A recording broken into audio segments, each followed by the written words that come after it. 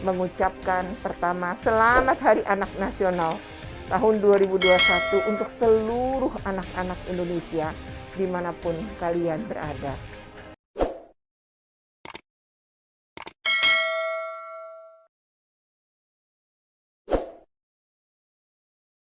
Assalamualaikum warahmatullahi wabarakatuh.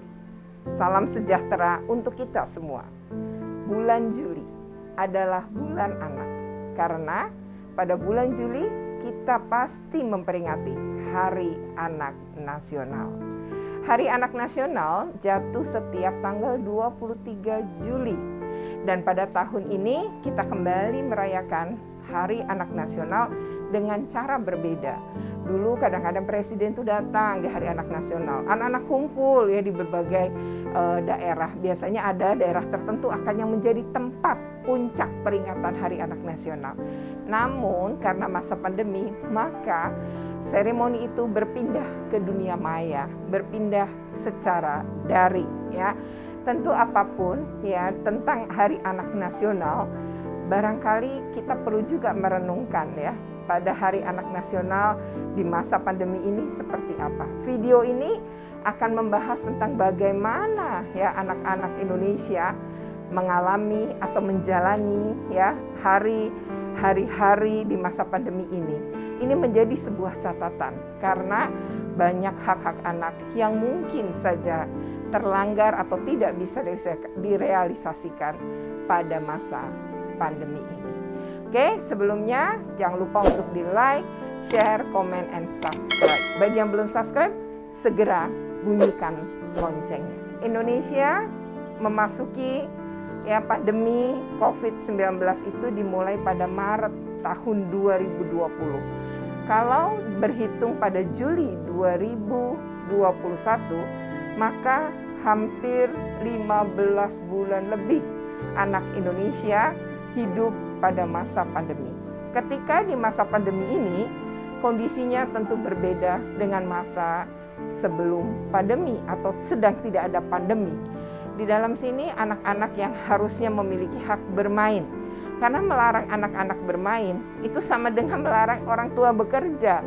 Sangat tidaklah mungkin ya. Jadi hak anak bermain itu kebahagiaan anak, apalagi anak yang masih dalam tumbuh kembang ya pada masa usia ya 0 sampai 5 tahun, masa dia tumbuh ya, masa keemasannya. Sementara ketika setelah dia memasuki masa sekolah, itu pun ada masa-masa terindah sebenarnya buat anak, bersosialisasi, berkenalan, belajar apapun dengan gurunya, dengan temannya. Dan kali ini semuanya harus jaga jarak. Sekolah-sekolah ditutup, semua kegiatan belajar ya dipindahkan dari rumah, jadi dipindahkan ke rumah. Ini kemudian menjadi problem ketika pembelajaran jarak jauh atau PJJ ternyata bermasalah di sejumlah daerah karena bertumpu pada daring yang akhirnya begitu banyak hambatan. Nah, belum lagi adalah pandemi yang panjang ini membuat anak-anak Indonesia kemudian banyak yang kecanduan gadget. Kenapa kecanduan gadget? Karena semua menggunakan gadgetnya, belajar, mengisi waktu luang, bermain, semua menggunakan gadget. Main pindah ke dunia maya, bermain game online dan lain-lain. Akhirnya anak-anak kita ini jarang sekali bersentuhan, jarang sekali berhadapan satu dengan yang lainnya. Dan ini memang menjadi masa yang berbeda dan pasti sulit bagi banyak anak. Nah, bagaimana dengan anak-anak juga yang nggak bisa belajar jarak jauh karena keterbatasan alat, karena gangguan sinyal dan lain. Itu juga menjadi contoh, menjadi masalah tersendiri ya, contoh masalah tersendiri.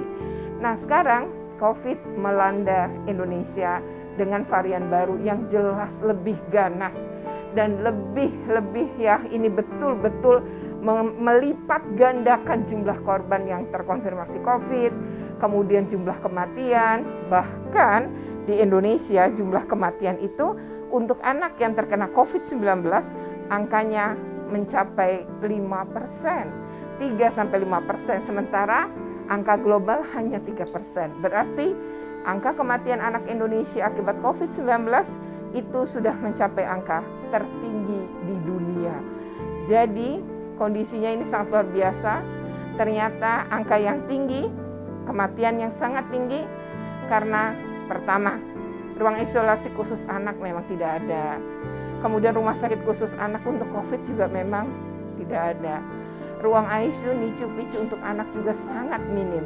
Sehingga anak-anak dengan kondisi kritis itu kemudian banyak yang tidak tertolong. Sehingga angka kematiannya kemudian menjadi tinggi. Ditambah lagi ya, orang dewasa di sekitar anak yang harusnya bisa ngelindungin anak-anak tidak menerapkan protokol kesehatan yang ketat. Akibatnya klaster keluarga betul-betul melonjak tajam. Nah, anak-anak kita di masa pandemi seharusnya memang pemenuhan hak anak adalah nomor 1. Hak sehat adalah nomor 2. Hak pendidikan bisa kita letakkan di nomor 3. Namun kali ini banyak anak-anak juga terinfeksi atau terkonfirmasi COVID-19, tertular dari klaster keluarga. Ini adalah duka mendalam di masa Hari Anak di Juli 2021 ini. Mungkin ini menjadi catatan kelam juga ya, ternyata anak yang meninggal karena COVID mencapai angka tertinggi di dunia. Penanganan COVID ini juga terlihat belum berpihak sepenuhnya kepada anak-anak.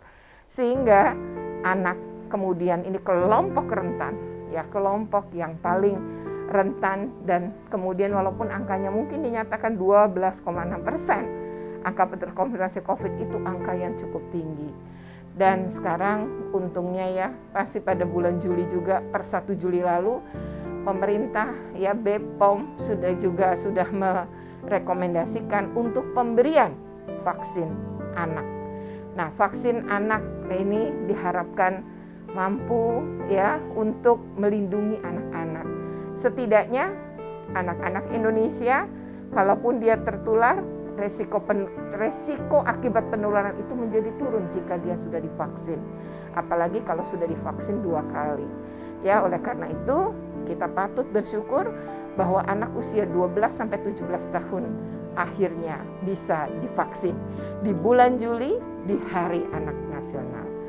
Nah, beberapa catatan itu barangkali menjadi sebuah refleksi bahwa ternyata pandemi COVID di 2020 sampai dengan 2021 ini ternyata anak-anak kita kehilangan banyak haknya. Hak bermain, hak beraktivitas, hak bersosialisasi, dan hak-hak lainnya, termasuk hak untuk hidup dan hak untuk sehat. Catatan ini tentu menjadi PR tersendiri. Semoga pemerintah Republik Indonesia dalam penanganan COVID-19 ya ini lebih berpihak atau lebih ya mulai melihat bahwa anak-anak kita butuh perlindungan dan penanganan lebih. Setidaknya ruang ICU, ruang NICU, ya maupun ruang isolasi khusus anak ini penting untuk dipikirkan. Kita tidak tahu pandemi sampai kapan. Oleh karena itu, pada Hari Anak Nasional tahun 2021, saya mengucapkan pertama selamat Hari Anak Nasional tahun 2021 untuk seluruh anak-anak Indonesia dimanapun kalian berada.